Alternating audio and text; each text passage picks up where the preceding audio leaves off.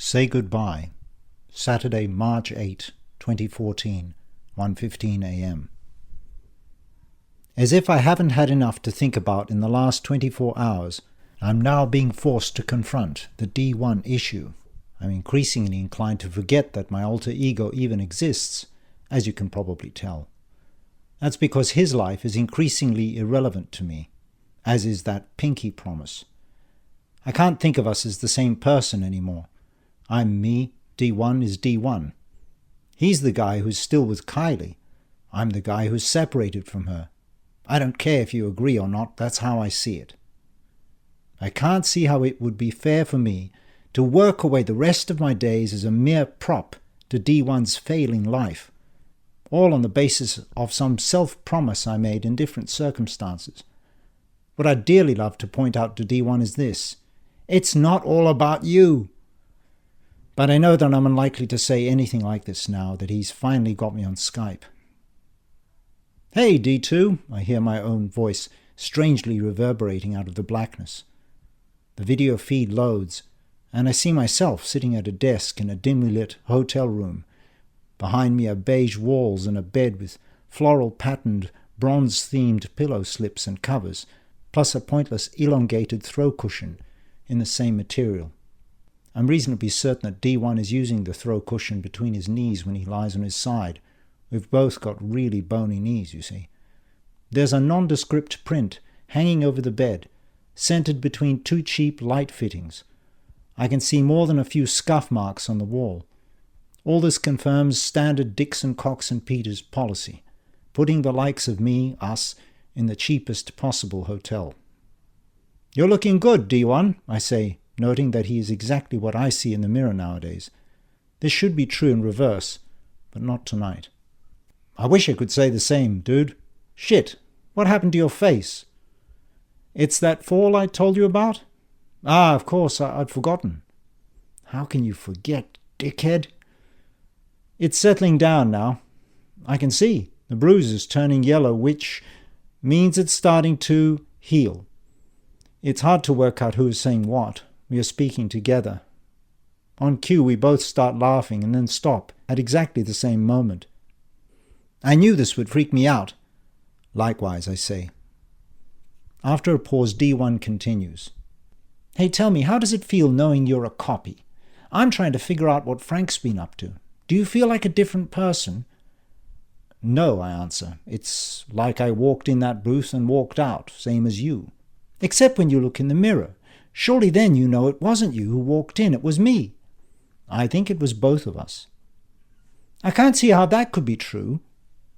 I suppose it depends on how you look at it, philosophically. Anyway, weren't you going to tell me about some big development at home? What's up? You've got me worried. I'm desperate to change the subject. It's clear that D1 doesn't have a clue how I feel.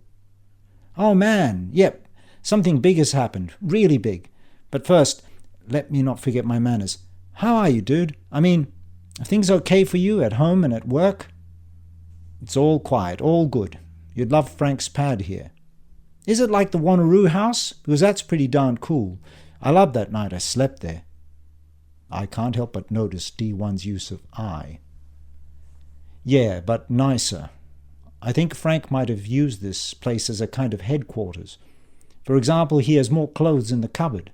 There was more food in the fridge to clean out, that sort of thing. You'd be interested to know that the studio is almost identical to the one in Wanneroo, only minor differences. So at first it was hard for me to accept that I was actually somewhere else. You also said he left some money in the house? Yeah, it was in a safe. He left just enough to get me through my first paycheck. I'm sure Kylie is stoked that most of that check is now in your account. Except she isn't. Oh? Yeah. D1 takes a very deep breath and then exhales slowly. That's the big news, my friend. He wipes his face. I can see he's looking quite worn out. I'm not sure whether to laugh or cry. I wait for him to expand on this, and when he doesn't, I say, Fuck, just end the suspense already. Well, I got a text from Jim, our neighbor. Yeah, and what did he want? He said he wanted to have a chat. Would I please call him, so I did. He gave me a long spiel about how he's been seeing the same car coming and going for a week. However, in the last 4 days it hasn't left our driveway. Let me guess, Brad's car. Yeah, mate. Jesus Christ. I'm the one wiping my face now. Except it is out of surprise more than anything. I didn't think Brad had it in him. Otherwise I don't give a stuff what he and Kylie do. They are no longer part of my life. But I want to seem sympathetic because they're clearly part of D1's. In the end I say, "You're sure it's his car?" I got Jim to go out and have a look at the number plates. Don Juan Kenobi. "Brad," we both say in unison. "What an absolute traitor," I add. "We always knew that," D1 murmurs. "So what now? What about the extra money coming in?" "Hold it. Don't transfer any more money to the Perth account." "What?" "You heard me, D2. No more. I'm drawing a line in the sand." "Okay, if you say so. Why? Didn't it convince Kylie about the promotion?" "No, mate, it didn't." "How do you know?" "Because I called her and we had it out. I confronted her about Brad staying in our house. She denied it at first. Then I said Jim had dobbed her in.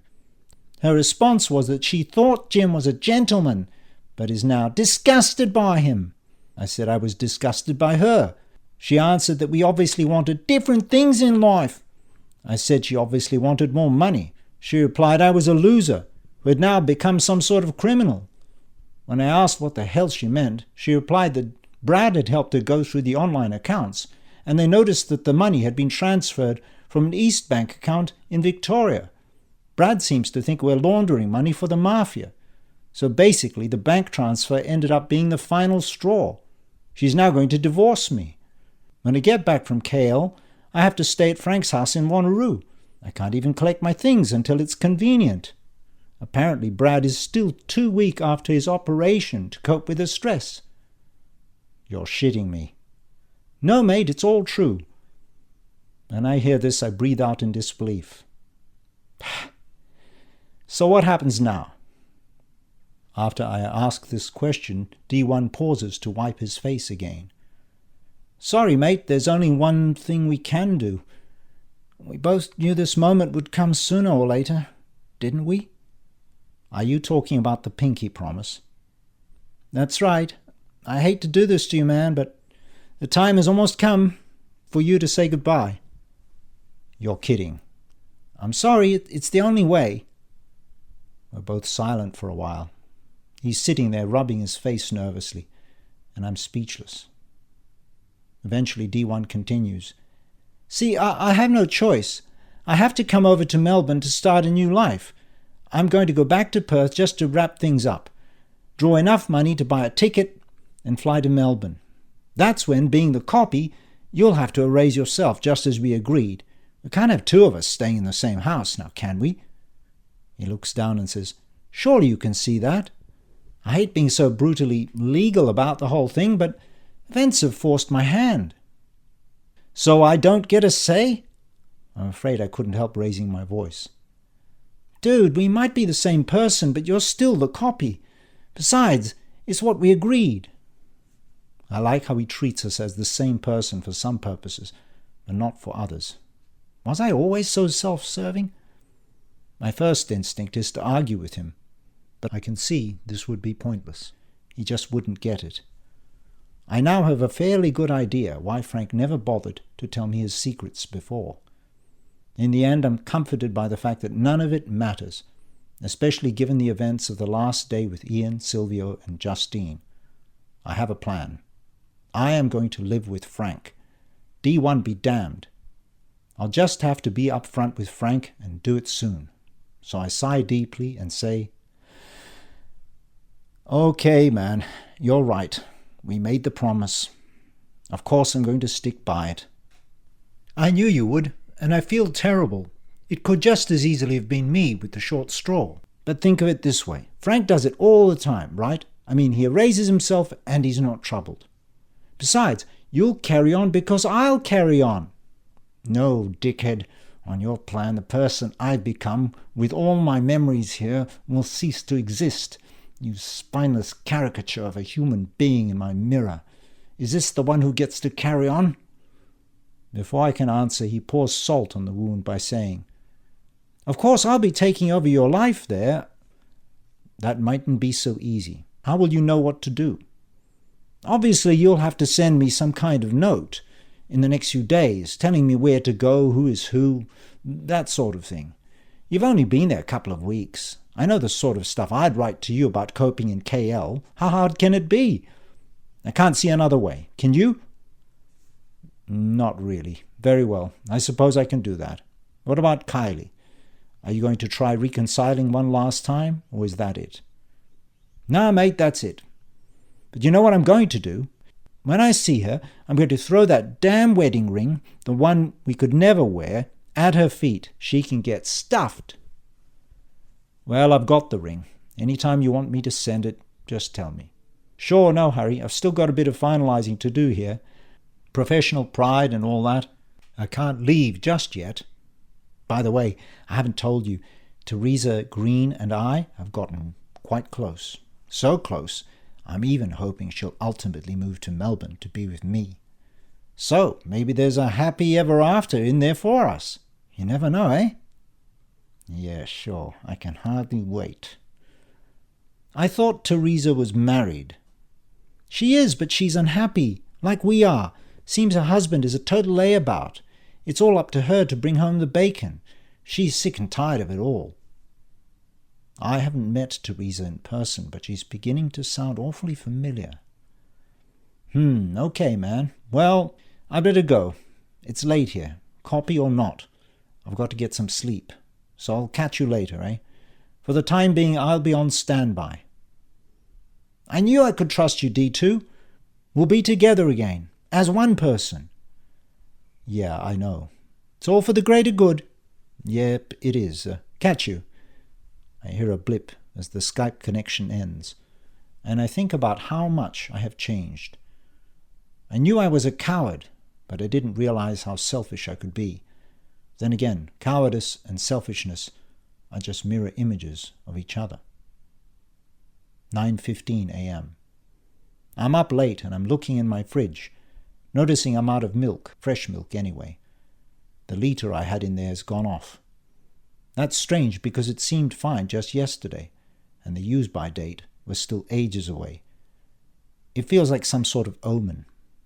Abruptly I hear my mobile ringing. Well, it isn't ringing so much as it is threatening to vibrate off the kitchen bench top, moving closer and closer to the edge. With my heart beating fast, I grab it and fumble the swipe to activate. In fact, I have to do it 3 times before I'm successful. It's Justine. Hello? I fear my voice has risen to an absurd pitch as I answer. Hey there, bro. I struggle to reconcile the voice. It seems laid back, young, male. It obviously isn't Justine. It's me, Zar. You there? Of course it's Zar. It's funny how I couldn't recognize him. I suppose he's the very last person I expected to hear on the other end of the line. Zar, I'm surprised to hear from you. Listen, man, I'm calling on my sister's phone while she's in the shower, so I don't have much time. I lost my phone a week ago. Anyway, I never had your number. Okay, so tell me, what's up? I don't know what's happening between you guys. Jess is seriously upset and won't speak about it. All she'll say is that we can't have any more to do with you, and it's for the best.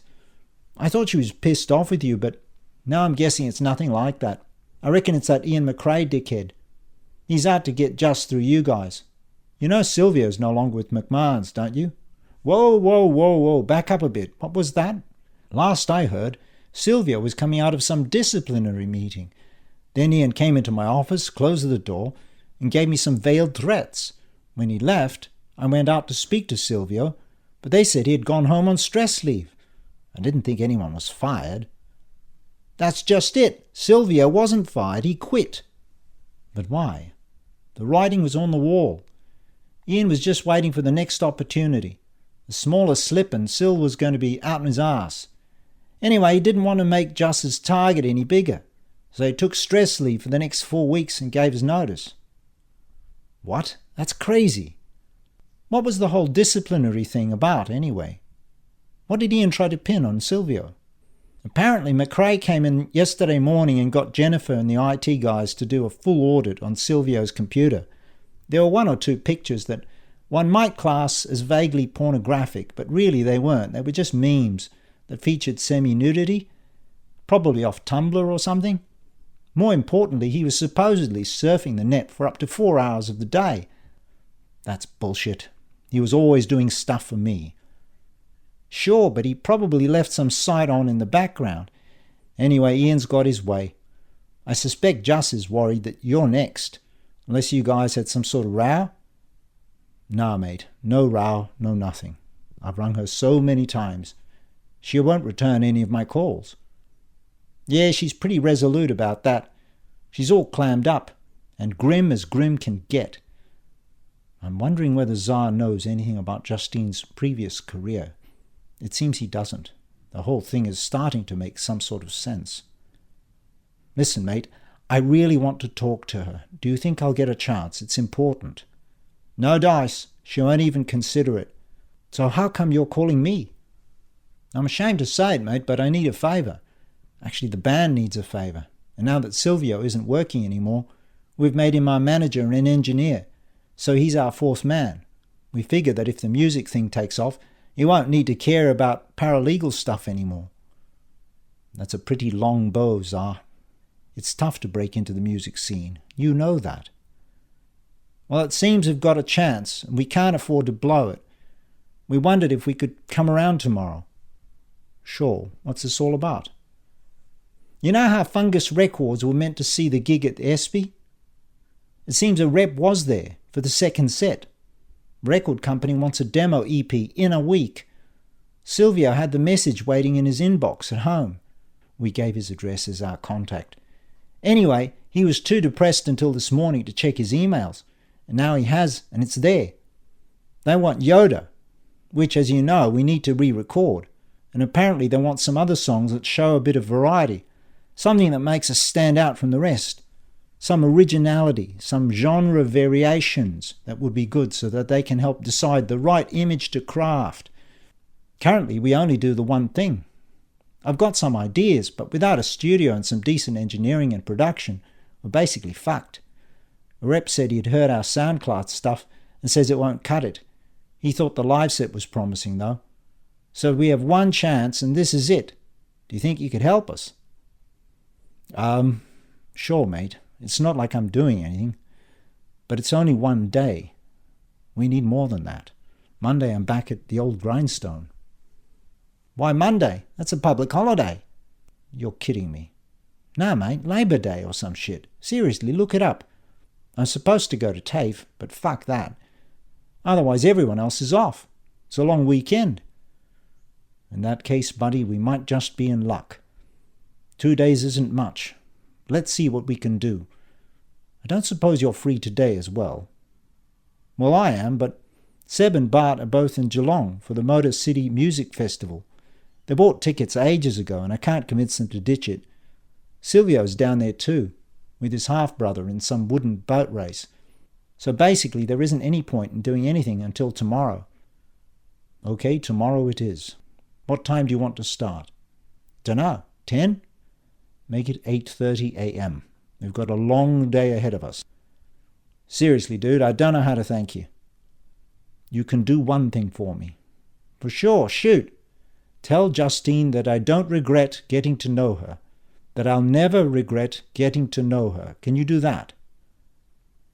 Okay, I can do that. She'll know I spoke with you and give me heaps, but I suppose it's the least I can do. She'll get over it. I ring off and smile with a kind of grim satisfaction. I might not be around for long, and Justine might not want anything to do with me now, but at least I can do something good, leave on a high note, pardon the pun. As to Justine, I'm hoping that my message gets heard and understood. Will she remember what she said when she was drunk? If it does, she'll know that I'm not judging her. I won't pretend that Ian's revelation hasn't shocked me. In some senses, I realize that I'm probably still as naive as I was in high school. Initially, I wondered whether Ian might have made the whole thing up, just to be spiteful. But I realized that he was far too clever and calculating to play such a pitiful card. If it was simply defamatory, the untruth would be quickly refuted and dismissed. He would be seen as nothing more than petty and churlish. So how do I feel? I don't know how to describe it. At a fundamental level, I suppose I don't get prostitution. I'm certainly not against it. I don't have a moral position at all. I just can't imagine myself in the industry, either as a provider or consumer. It's all a bit of a mystery, ladled, of course, with decades of negative association inculcated by my parents, relatives, friends, and the larger society. I suppose one small part of me wonders whether I've been had by a pro. Another part of me feels a sense of inadequacy. I'm already very conscious of my relative inexperience with women. This makes me feel nervous around them at the best of times, never mind when I'm dealing with a lady of the night, or at least a former one. Despite all of this, the lovesick part of me, well, he just doesn't seem to care. He wants to believe that the last 24 hours were the start of something real, a relationship with someone who wasn't simply settling for second best, who was also feeling something genuine. I don't suppose any of it matters now. I have to move on. D1 was right. I am a copy, an intruder in his world. Hopefully Frank will forgive me for the duplicity, and I can start a new life there with him. One thing's for sure, D1 won't know what hit him when he walks into this mess. 12:35 p.m. One of the things I've neglected is my health, so today I've finally decided enough is enough. I'm going to have myself checked out. Turns out there's a pharmacy on Rathdown Street with its own resident nurse practitioner. I figure that it will be easiest if I go there as a first stop. I can always go to a doctor after that if it turns out to be necessary. I know from experience that you typically don't need an appointment to see a nurse practitioner. So I'm going for a walk after lunch, taking in the late summer breeze and enjoying the sight of the now familiar pin oaks of Rathdown Street. I feel remarkably good and quite silly for going to see a medical specialist. The pharmacy is located about 3 blocks down from the general store, in a building that is of similar vintage, late Victorian, with a corrugated tin roof awning and intricate lacework matched by ornate pillars and a facade with curls to please even Michael Lunig. Inside, the narrow store is crammed with products from floor to ceiling, from over-the-counter pharmaceutical, naturopathic and homeopathic remedies, nail files, cosmetics and deodorants, right through to novelty items like joke books, party costumes, and coffee mugs. I inquire about the nurse practitioner and I'm directed to the back of the store, where there is a tiny room to one side, closed off by a sliding door. I sit down and wait outside. After only 3 or so minutes, the length of Good Charlotte's Lifestyles of the Rich and Famous, which has been playing since I walked in, the door opens, and the nurse practitioner comes out to greet me. "Hi, I'm Clinton." "Dan. Pleased to meet you, Dan. How may I help you today?" "Well," I say, easing myself into the primary school-sized chair next to him, "I've been having these dizzy spells, and have fainted a few times. Most recently it was during a basketball game." "Ah, so that's how you got the..." and he indicates to my face. "Yes, that's it. That was last Thursday. Fell forward." "Oh, man." Before he does anything else, he has a look over the bruising. I'm noticing the stethoscope he's left on his desk just as he decides to pick it up. "Not too bad. Seems your face is healing. Bet the bruising was much worse yesterday." "Yes, it was." He lifts my t-shirt. "Breathe in." He holds the icy scope on my chest and listens. This is repeated several times. "Mate, I can't find your heart." "Oh, I forgot to say I've got situs inversus.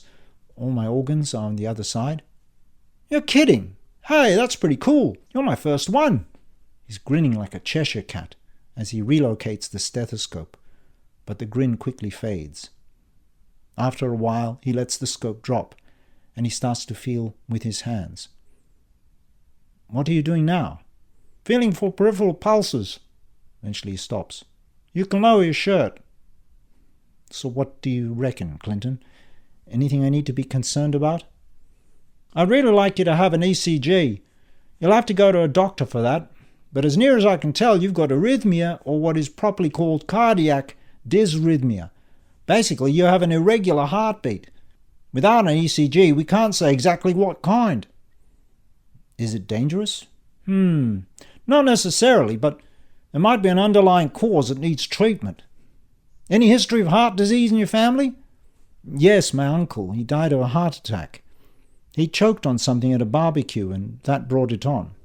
Apparently he had an irregular heartbeat too. That's what's called sudden cardiac death. It's not the same as heart attack, which is cardiac arrest. Anyway, this is a particular risk in cases like yours, although it's quite possible that there's a simple mechanical problem which can be fixed surgically, so I wouldn't worry too much. For the time being, it looks like you're going to have to avoid strenuous activity. The dizziness and fainting is a direct cause of your heartbeat being either too slow or too fast and not pumping the right amount of blood around. You also need to be careful to avoid possible triggers for cardiac death, things like trauma, poisoning, anaphylaxis, and of course choking. But seriously, I wouldn't worry about it too much. One of my uncles had arrhythmia, and he worried about it his whole life. He ended up being killed by lightning at the age of 85. Any concerns he had no bearing on how his life actually ended. I'm noting that Clinton has just used 4 hads in a row, yet it still seems to make perfect sense.